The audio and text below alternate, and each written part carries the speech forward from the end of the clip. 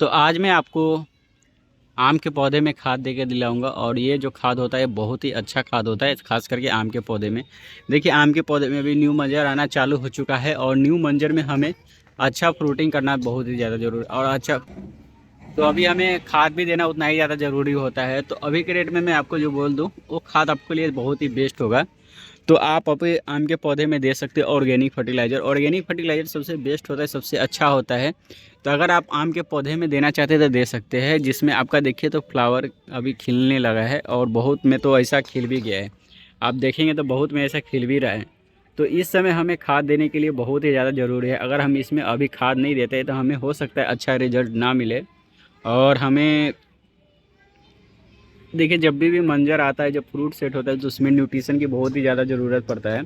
और न्यूट्रिशन की ज़रूरत के लिए अभी के डेट में हमें खाद भी देना बहुत ही ज़्यादा ज़रूरी होता है। चाहे जो भी वैरायटी हो वो सब में आपको खाद देना ही देना है। अगर आप खाद नहीं देते अच्छी तरह से तो हो सकता है हमारा रिज़ल्ट अच्छा ना आए और हमारे पौधे में जो फ्रूटिंग हो उसका क्वालिटी भी अच्छा नहीं हो। तो अभी के डेट में हमें फ्रूट का बहुत ही ज़्यादा आम के पौधे में थोड़ा केयर करना पड़ेगा। अगर आम के पौधे में फ्लावरिंग लगा हुआ है तो देखिए, आज मैं इसमें खाद भी दे के दिखाऊँगा। और खाद देने से पहले देखिए, तो ये जो मेरा पौधा है इसमें मैंने दिया हुआ था वो राख जो होता है वो मैं यूज किया हुआ था। तो आज मैं आपको बतला दूंगा कि आप और क्या क्या खाद दे सकते हो ऑर्गेनिक में।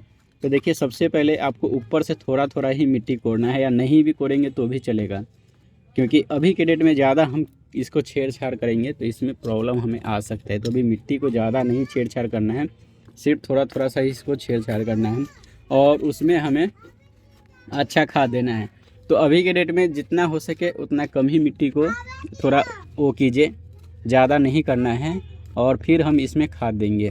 तो सबसे पहले मिट्टी को अच्छी तरह से हमें ऐसा कर लेना है, चाहे जो भी थोड़ा सा ऐसे करके फिर हम इसमें खाद देंगे, नहीं तो हो सकता है हमें प्रॉब्लम आ सकता है। तो ज़्यादा मिट्टी को नहीं कोड़ना है, देखिए थोड़ा सा ही मिट्टी को कोड़ा हुआ हो, ज़्यादा नहीं इसको यूज करना है, नहीं कोड़ना है। और ऐसा सिर्फ कोड़ के रखना है, फिर हम इसमें खाद देंगे।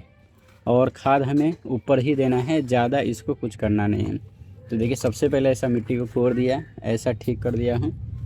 अब ये जो था ये इसको साग बोलते हैं, ये बहुत अच्छा साग माना जाता है। खास करके आप डबल फ़ायदा ले सकते हैं। तो अगर तो देखिए, सबसे पहले अब हम इसमें ये सब तो दे दिए हैं। अब हम इसमें जो खाद यूज करना है, सबसे पहला है आपको इसमें रखा हुआ है गोट मैच्योर कंपोस्ट या बकरी का खाद जो आप बोलते हैं, ये यूज करना है।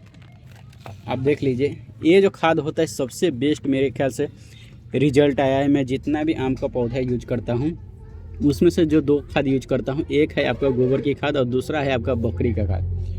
बहुत लोगों का कहना रहता है कि हमारे गोबर का खाद यूज करता है उसमें हमारे पौधा चलता नहीं है, या पौधा हमें सर्वाइव नहीं कर पाता है, पत्ता जलने लगता है। तो देखिए, गोबर की खाद आपको यूज करना है। तो कभी भी एक चीज़ याद रखिए, नया गोबर की खाद मत यूज कीजिए आम के पौधे में। बहुत सारा वीडियो में बतलाया हुआ हूँ, फिर भी लोग गलती करते हैं। आम के पौधे में अगर गोबर की खाद यूज करना है तो मिनिमम 2 साल पुराना होना चाहिए और ऐसा एकदम काला होना चाहिए। ऐसा नहीं है कि डायरेक्ट आपको कोई भी गोबर की खाद लेके आया और 6 महीना 5-6 महीना पुराना हो आप वो यूज कर देंगे, तो उसमें आपका आम का पत्ते में प्रॉब्लम आ सकता है। क्योंकि उसमें बहुत सारा गैस ऐसा चीज़ पाया जाता है जो रूट को बहुत ही जल्दी से नुकसान पहुंचाता है। तो गोबर की खाद आपको यूज करना है तो 2 साल पुराना गोबर की खाद यूज कीजिए, जो एकदम काला हो गया हो, भुरभुरी हो गया हो, वो वाला गोबर की खाद यूज कीजिए। नया वाला या 6 महीना 5-6 महीना पुराना आप गोबर की खाद बिल्कुल भी मत यूज कीजिए आम के पौधे के लिए। और ये जो होता है गोट मैच्योर कंपोस्ट, इसको आप 3 महीना पुराना यूज कर सकते हैं, इसमें प्रॉब्लम नहीं होता है। इसमें बहुत ही ज़्यादा माइक्रो न्यूट्रिएंट पाया जाता है। और मेरे ख्याल से मेरा जितना भी रिजल्ट आया, वर्मी कंपोस्ट से ज़्यादा मुझे रिजल्ट मिला है गोट मैच्योर कंपोस्ट का। तो इसीलिए मैं ज़्यादा गोट मैच्योर कंपोस्ट ही यूज करता हूँ। इसके अलावा कोई दूसरा मैं खाद कम यूज करता हूँ, ज़्यादा करके मैं गोट मैच्योर कंपोस्ट यूज करता हूँ। तो ये सबसे पहले देना है। इसके साथ आपको एक और चीज़ देना है, वो देना है आपको राख। राख हमारे लिए बहुत ही अच्छा होता है, इसमें कैल्शियम बहुत ही अच्छा मात्रा में पाया जाता है। और राख भी आप जब भी यूज कीजिए तो आपको लकड़ी वाला राख यूज कीजिए, खरपतवार वाला राख बिल्कुल भी मत की यूज कीजिए, उसमें कुछ भी नहीं पाया जाता है।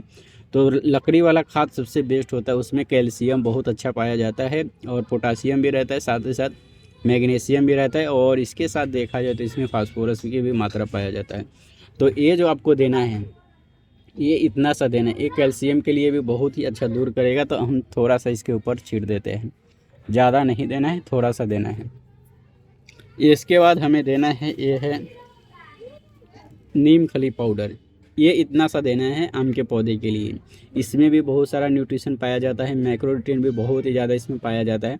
तो नीम की खली हमें भी यूज करना है और इतना सा यूज करना है नीम की खली। और इसके बाद एक और लास्ट देना है खाद, वो देना है आपको इसमें, ये है रेड पोटास, ये इतना सा देना है। ये रेड पोटास बहुत ही अच्छा होता है पौधे के लिए और अभी के डेट में तो पौधे में पोटास देना बहुत ही ज़्यादा ज़रूरी है, मगर आप ज़्यादा मत दीजिए पोटास, बहुत ही कम दीजिए और तब इसका रिज़ल्ट अच्छा आएगा। अगर आप ज़्यादा पोटास यूज करते हैं तो आपका रिज़ल्ट उतना अच्छा नहीं आएगा। आप कम यूज करना है और इससे भी कम यूज कीजिए। आप लोग अगर बिगनर है तो आप लोग सिर्फ इतना दीजिए, इतना ही पोटास बहुत हो गया इसके लिए। अब हम सोचेंगे पोटास आम के पौधे में क्यों दें, तो पोटास का आप स्प्रे भी कर सकते हैं, जो 005200 जो 50 होता है वो यूज कर सकते हैं स्प्रे की भी मदद से। आइए आप जड़ में भी दे सकते हैं, जड़ में बहुत ही कम दीजिए, क्योंकि जड़ में अगर आप ज़्यादा पोटास का यूज करते हैं तो आपका रूट जलने की संभावना है और आपका पौधे भी ख़राब हो सकता है। तो बहुत ही कम पोटास यूज कीजिए। पोटास अभी के डेट में हमारे पौधे के लिए बहुत ही ज़्यादा ज़रूरत होता है, ओवरऑल ग्रोथ से लेके इसमें जितना भी आपका रोग वोग लगता है, क्योंकि देखा जाए तो जब आम के पौधे में फ्रूटिंग होता है उस समय रोग भी बहुत ही ज़्यादा अटैक होता है, जिसके कारण में फ्रूट ड्रॉपिंग होता है, क्योंकि इस समय इसका हिम्मत नहीं होता है, इससे रोगों से लड़ने की इसमें क्षमता एकदम खो देता है, क्योंकि इसमें बहुत ज़्यादा फ्रूटिंग ऑलरेडी लगा रहता है। और इसमें अगर रोग लगता है तो इसमें कहीं ना कहीं आम का पौधा हार मान जाता है और वो प्रॉब्लम करने लगता है। कभी कभी देखेंगे तो यही प्रॉब्लम होता है कि छोटे आम के पौधे में हम फ्रूटिंग ज़्यादा ले लेते हैं तो प्रॉब्लम आने लगता है, क्योंकि ये पूरी तरह से एकदम ख़त्म हो चुका रहता है। तो इसीलिए पोटासियम का यूज़ करना अभी के डेट में आम के पौधे में बहुत ही ज़्यादा ज़रूरी होता है। पोटासियम इतना आपको इसमें दे देना है। इसके बाद इसमें आपको महीना में 15 दिन में एक बार आप गोट मिक्सचर कंपोस्ट दे सकते हैं। गोट मिक्सचर कंपोस्ट हो गया, अगर नहीं है तो आप वर्मी कंपोस्ट भी दे सकते हैं। वर्मी कंपोस्ट सिर्फ आपको ऊपर से देना है। जब आपका फ्रूट सेट हो जाता है तो आपको किसी भी तरह का मिट्टी का छेड़छाड़ नहीं करना है, सिर्फ इसमें नमी बना के रखना है। बाकी कभी भी मिट्टी को कोड़ के कुछ भी मत देना है। फ्रूट सेटिंग होने के बाद सिर्फ आपको खाद देना है तो ऊपर से देना है। और ये इसमें मिट्टी में नमी बना के कंटिन्यू रखना ज़रूरी रहता है। अब नमी इसका मतलब ये नहीं रहता है कि बहुत ही ज़्यादा नमी इसमें बनाना है, नमी ऐसा बनाना है जो ये नमी रूट के मदद से खींच सके। और इसमें कभी भी आपका मिट्टी सूखा हुआ नहीं होना चाहिए, एक चीज़ याद रखिए। अब बहुत ज़्यादा गीला भी मिट्टी नहीं होना चाहिए, एकदम नमी बोल दिए तो पूरा पानी भर भर के दे तो वो ग्रो बैग के लिए हानिकारक होता है। मिट्टी के पॉट में आप दे सकते हैं तो प्रॉब्लम नहीं होगा, मगर आप ग्रो बैग में यूज करते हैं तो पानी लिमिट तरह से ही देना है। मगर इसको मिट्टी में आपको नमी बना के रखना बहुत ज़रूरी है। जब तक फ्रूट लगा रहेगा जब तक इसमें नमी बनाना ही है। इससे आपका फ्रूट का साइज भी बढ़ेगा और फ्रूट ड्रॉपिंग भी आपका घट जाएगा।